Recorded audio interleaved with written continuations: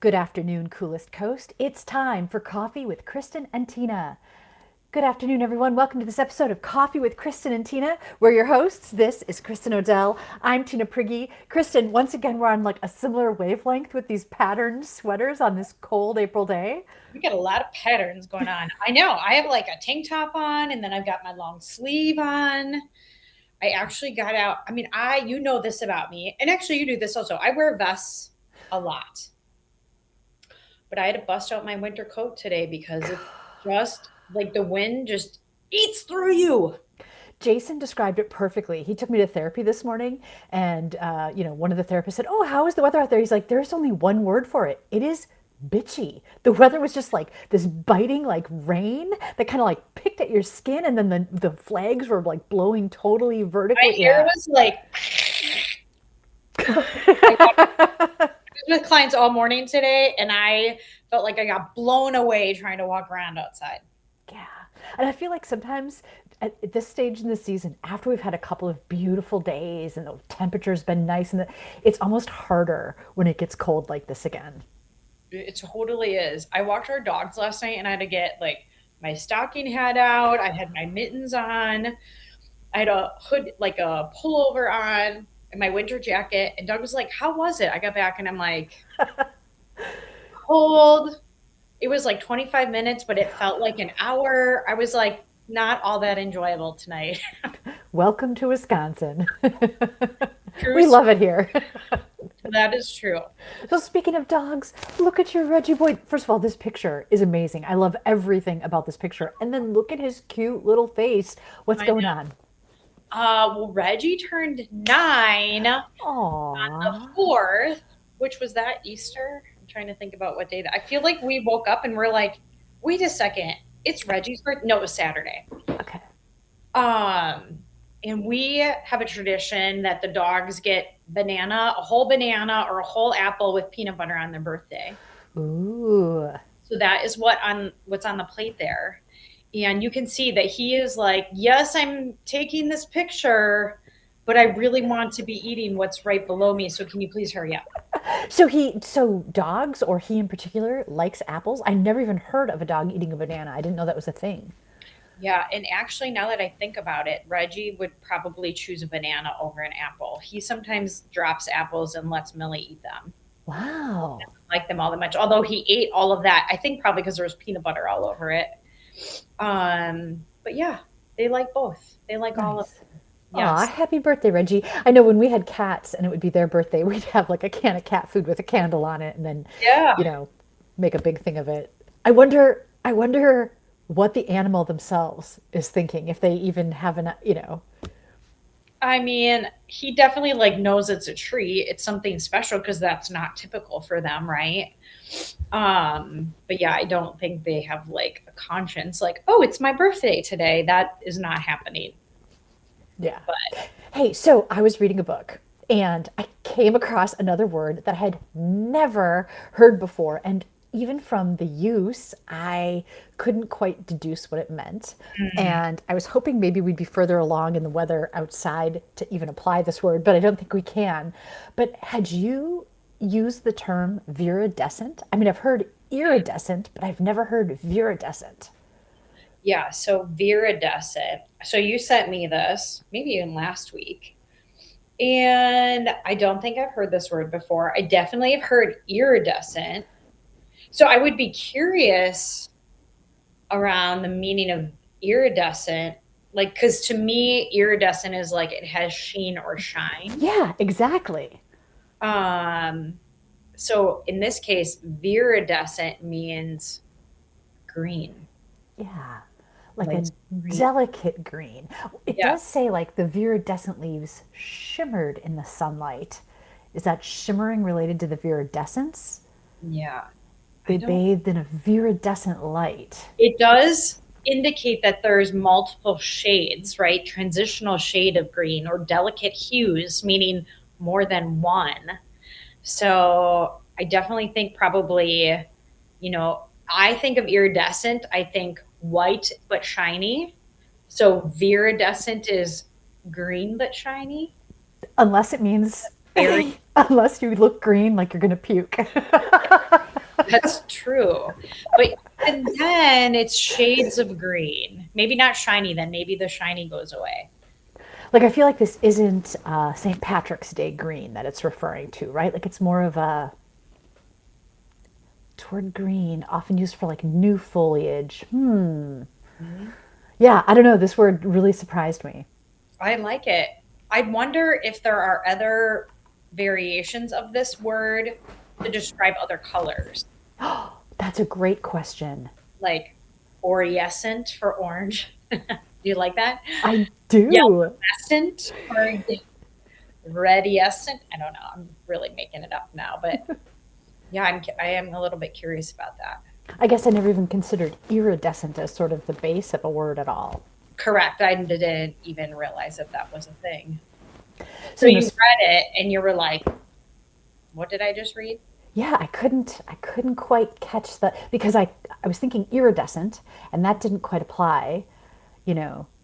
And now thinking back, okay, a green color that does apply. I was going to say, do you remember what the sentence or what the context of the use was in the book? Oh, I think it was related to the world outside after a storm. Something Got about the viridescent, la la la la. something. Our grass is in shade, iridescent shades right now.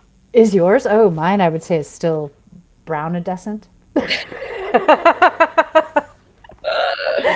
Speaking of words too, yesterday Jason said something to me and he used the word territorial, but he was saying it as he was leaving the room.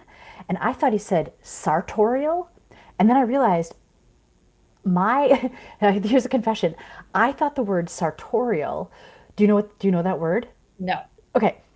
I guess I didn't either because I thought sartorial meant sort of like a highbrow wit, almost like a cheeky kind of wit where something is said and you're not sure, like, did I understand that? Did they mean more by what they were saying? Like kind of Like this, like satire?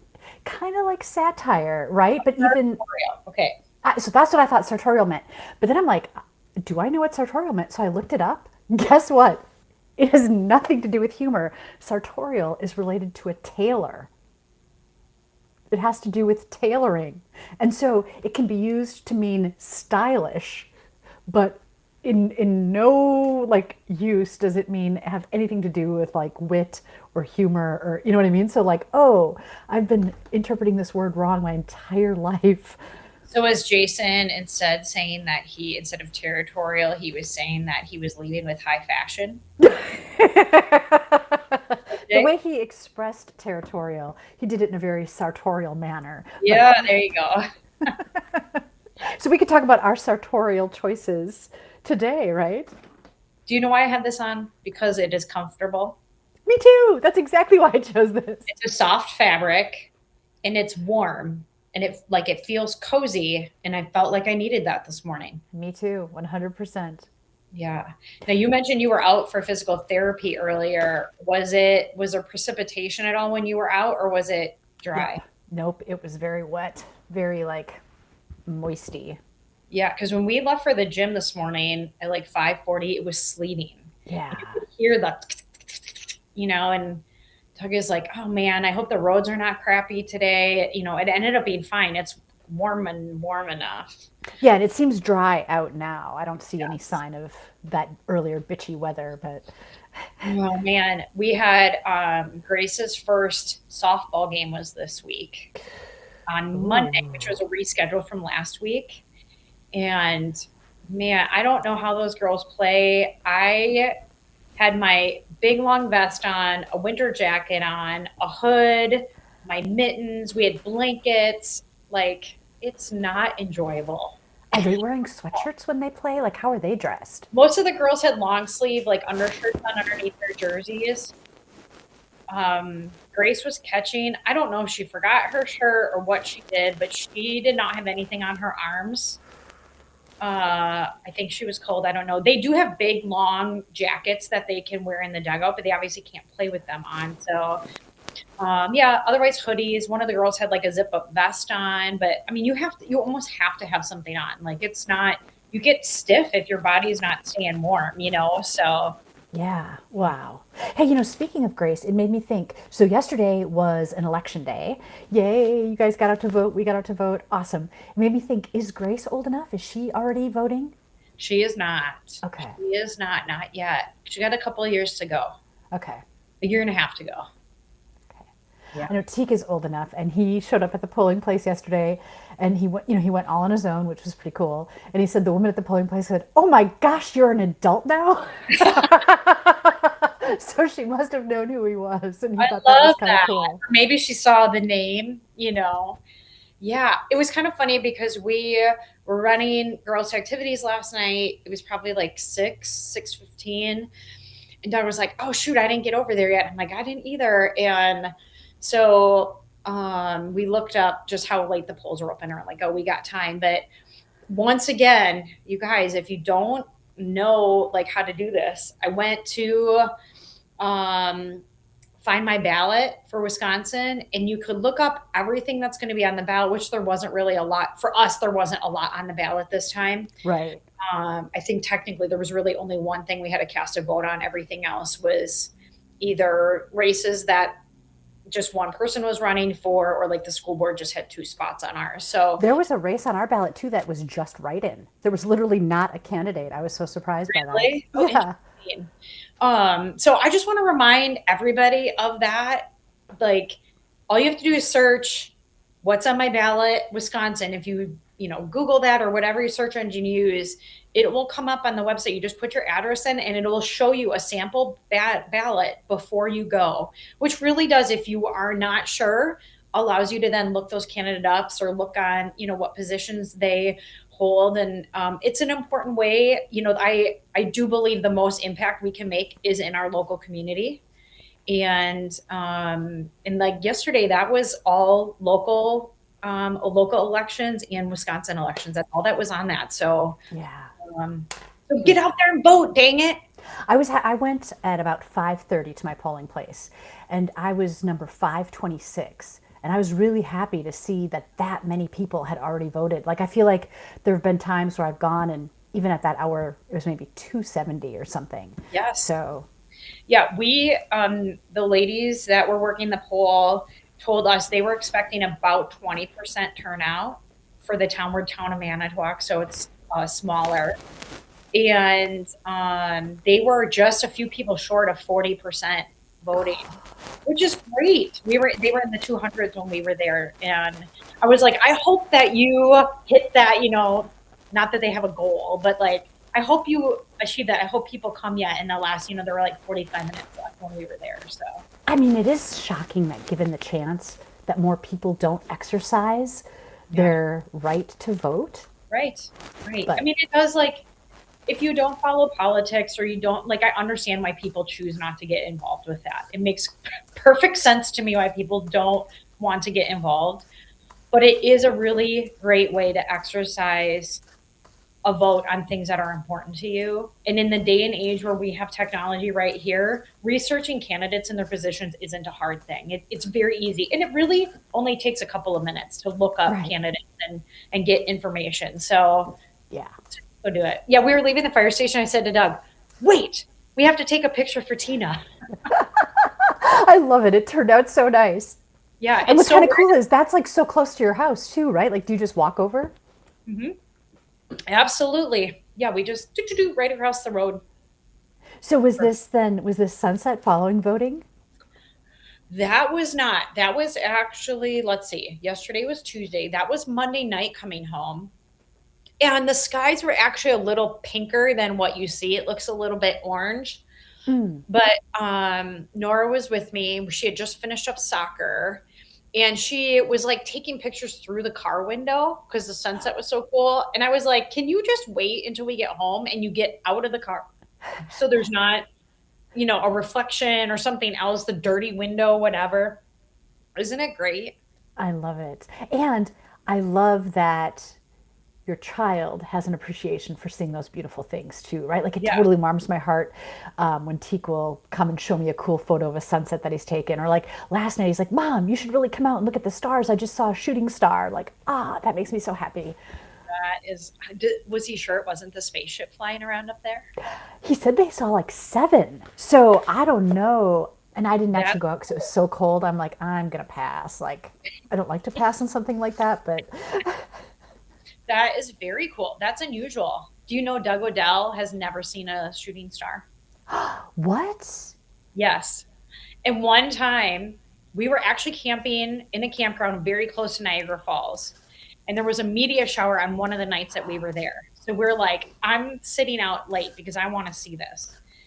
And I would see him like, oh, there was one. Oh, there was one. He would miss them all. And we're like, okay, we're staying out until you see one. He never saw one. We ended up going to bed.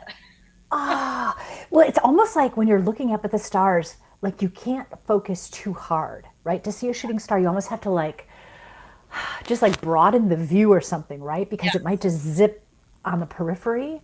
Yes. It was like whatever way he faced, it happened the opposite of that. But let me see. I have something up on my screen here. I'm just trying to see. I just looked. Okay, I was right. I was just researching some campgrounds and maybe something we're going to do this summer.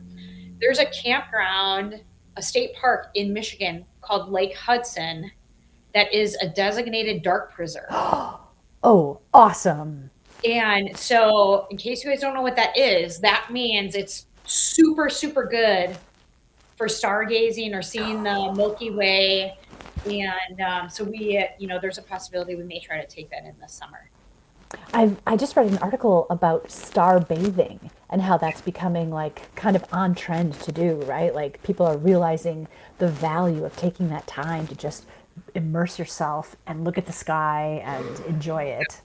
I mean, so this gets on a good point, and you kind of made this point when you were talking about the kids, but like, if we are so busy in our day to day that we can't pause to see the sunrise or sunset or pause to look at the stars, like, we're missing out on a lot of really beautiful things that just happen naturally, right? Yeah. And Like, and so, if we're two heads down on our phones, for example, too, right? Like we yeah, miss what's happening. yes. So, kudos to the kids for kind of taking the time to notice that stuff. Jason and I went on a drive the other night when there was a break in the weather, and we saw this guy on the river, like going into Shoto. And he just was like hanging out there, and we like stopped and rolled down the window. I thought for sure when I engaged the window he'd fly off, but he just kind of gave me side eye and stayed there. I'm like, oh my gosh, buddy, don't move. I'm taking your photo. He's probably hanging out, looking for fish. Like, that's a pretty high traffic space. So clearly, Yeah. maybe he wasn't spooked by you being there. Yeah, yeah. The fish took priority over anything I That, could do from the vehicle. one of the things around here, and even probably in the waters behind you, is like there's sucker fishing going on now, or the sucker fishermen are starting to be out. I don't know what is all entailed with that. I just know that they're starting to collect around the bridges around Silver Creek, around our house now, which is a spring thing. So And so they're specifically fishing for suckerfish, and then is that something they eat? I don't know. Maybe somebody can tell me. Maybe they can tell us um, what they do with them. But it's definitely like a dude pastime thing. I did hear Jason mention recently that suckerfish are a really important part of the ecosystem. Okay, so he knows he's all knowing in suckerfish land. Well, because he's working with Woodland Dunes now, I encouraged him. I'm like, can you bring me like a cool nature fact, animal fact, tree fact every day? So he's been really good about like sharing something cool with me each day. That's awesome. Here's something cool that happened. Doug and I were walking on Saturday night. So we had celebrated we had Easter celebrations with a broader family group on Saturday. We came home and I'm like, let's go for a walk, walk off all that food and treats we had. And I had a cardinal. There was cardinals singing in the trees, like huge row of evergreen, and then you can just see the red like pop right out. And I was like, oh, I feel like that's my dad saying hi. And he's like, oh, that's cool. And like all the way around the block, everywhere we went, there was cardinals. It like I felt like it was following us, or there were cardinals all the way. It was really cool. We saw like 4 of them just on our whole walk. He's like, he is following you. That's cool, especially that you felt like it was a connection to your dad, right? That he just kind of, wow, that's beautiful. They were definitely like making themselves known. It's like, look at me, I'm over here in the evergreen tree. Really beautiful, Deb says they pickle suckerfish. Mm. Okay, Would I you have no eat idea. pickled suckerfish? Yeah, Deb, can you tell us more? Like what happens once they're pickled? And they eat it. And I mean, how, okay, I'm from Wisconsin, like born and raised all my life. How do I not know about pickled suckerfish? Do you eat pickled herring? Yes. I'm guessing that's in the same family. Yum. I love pickled herring. Grandma Zip always had pickled herring out for Christmas Day. That was like a thing. And we were always like, oh, it smells so bad. It's so stinky. Okay, yeah, as a kid, I did not care for it. It's definitely an adult onset appreciation. How old do you think you were when you started eating it, when you embraced? 30, Okay. How maybe about, maybe 25, something like that. Oh, and what did you say? do you eat sauerkraut? It's not my favorite. I love Korean kimchi, which is essentially the same thing, right? Yeah. I don't love sauerkraut. I actually think kimchi has spice in it and it's a little more tangy. Deb said yes, they eat them. Okay, there you go. Okay. Huh. Maybe we should get Tina some and have her try it on the show. Who do you Oh, know that pickles herring or pickles suckerfish? that would be amazing to have a little taste test on the show. You can taste it. I'm not. Oh, oh, you wouldn't? No, no, that's a no for me. Do you like pickles in general? Yes, Okay.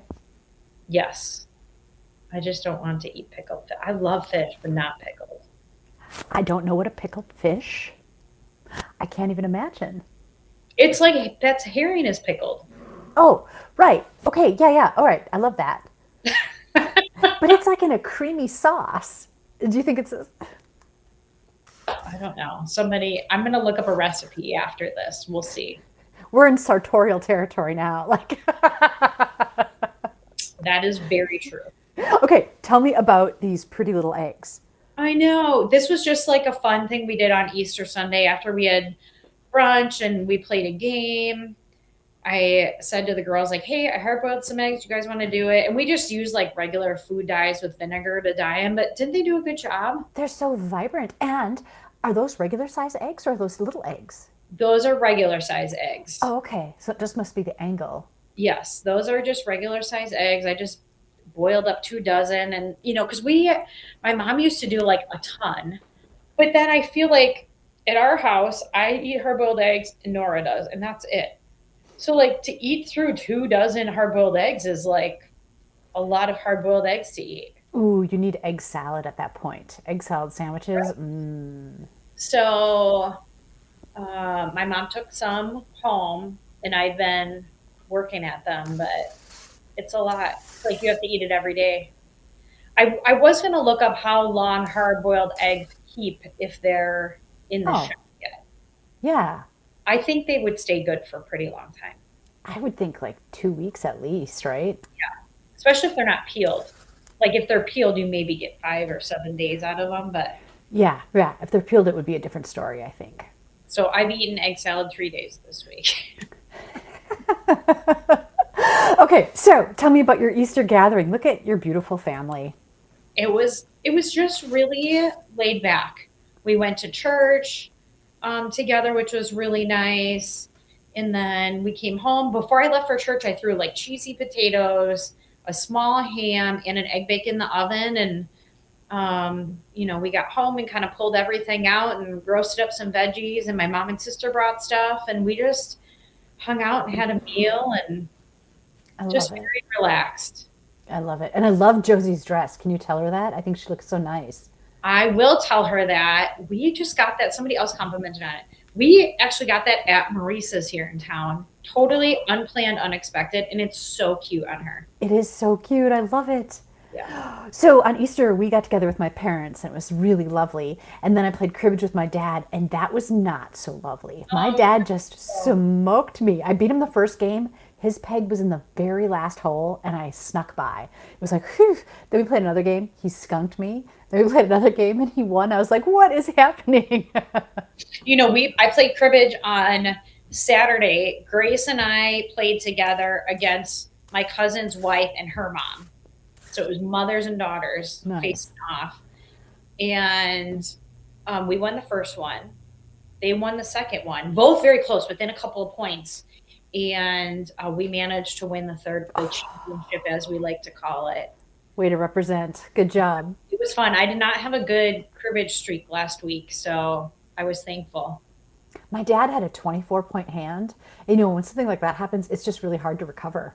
It is. Yeah, you have to be like really pegging points or catching up. So yeah, I told him, like, I don't know if you want to play with me. I've had a bad cribbage week. My mom beat me a couple of times, and I figured who else I played with. I played a couple of different games, but we came back and did it. Nice. Hey, I have to. Say that again. I was just going to say, how did things go walking around at your mom and dad's? So, I was able to walk around their table, right? Like using the table for stability. And it was great because that's like a new thing, right? Yeah. And so there's not anything I can death grip, right? I can only use it for balance this way. So that was good. But I watched a video playback of me doing it. I'm like, oh, it's still so like rough. There's like no great, you know what I mean? But I have to remind myself that that can come, right? The thing to celebrate is that I did it. Yes. And it's the first time so their bathroom, right? Their door is narrow, so I can't get my wheelchair in. But so what I was able to do was roll up and then use a cane and navigate. And so that's also like a smidge of success. It's freedom. So it's not easy, right? Like it's not as easy going as I would like, but thinking back to even a month ago, I couldn't even consider doing some of that. So Yeah. I'll take the win. That's awesome. I did watch a video actually right before the show, and my mom had seen it, and she was like, "Did you see Tina? She was able to walk around the table at her mom and dad's. It was so cool." So just know the outward perspective is just seeing you move around the table and Thank having you. that freedom, right? And not like, it's so easy to be self-critical and be like, "Oh, well, look at how jagged that walking is," or how weird, whatever. Like you're still doing it. Yeah. Thank you. That is really good feedback. And that's the headspace I need, right? Yeah, that's super cool. That's super cool. Well, before we wrap up, I just have to share this meme. I saw this and I thought this was hilarious because so often with tech and stuff, right, we get these crazy little surveys, right? How likely are you to recommend this to a friend or colleague? And this cracks me up because the person selected one, not likely at all, right? And then it says, please explain why you gave this score. And it said, I need you to understand that people don't have conversations where they randomly recommend operating systems to one another. And I thought that is so perfectly true, right? I mean, it is very true. Is that a real survey? Is what I want to ask. I think so. Like I get it on the different software things that I use, right? Like constantly these little pop-ups. How likely are you to recommend us? Like, dude, just stop asking. Yes. I actually somebody in this coaches thing that I'm in just asked about how people manage Microsoft actually subscriptions for their business, where they purchase it through and how they manage it. So like in that group, people were making recommendations. So I think it kind of depends who's completing that survey, right? Right. I don't want to say just a user, but if you're a user and you're not in a position to really make suggestions or recommendations, then that feels really silly. But if you're like a business owner, like when you were just talking about different software, I was like, oh yeah, I totally get those prompts from QuickBooks. But I've also recommended QuickBooks. I'm not. Do you ever fill in the survey? No. Yeah, that annoys me. Like I don't like my workflow being interrupted by a random pop-up looking for adulation. You know what I mean? Like, Yes, I concur completely. I hate all the pop-ups in all the places. I would like to turn them all off. yeah, agreed. I'm there to do something. I'm not there to give you feedback right now. Yeah, So, agreed. And I'm not here to recommend an operating system. oh, that's so weird. Yeah, I'm not even qualified to recommend an operating I system. love that. Well, and you're like, I'm just writing papers on Microsoft Word. Why, like, what in the world? That's great. Okay, anything else? Oh, I mean, we're like over time, so we should wrap it up unless you have any like final thoughts. Oh my gosh, do I have any final thoughts? First of all, where the heck did the time go? That went I very fast. Two, I don't even remember what pictures I sent you anymore. This is how like quick my things come in and out of my brain. Three, if you know somebody that has a jar of pickled suckerfish, you need to message Tina or I or Coolest Coast and let us know because we need to get our hands on it before the show next week. Yeah, we want to try. Do you think pickled suckerfish show up in stores, or is that absolutely just like a We do individual? not want to try. We do not. We. I don't think so. Maybe like Wanky's in Door County, a local market, maybe.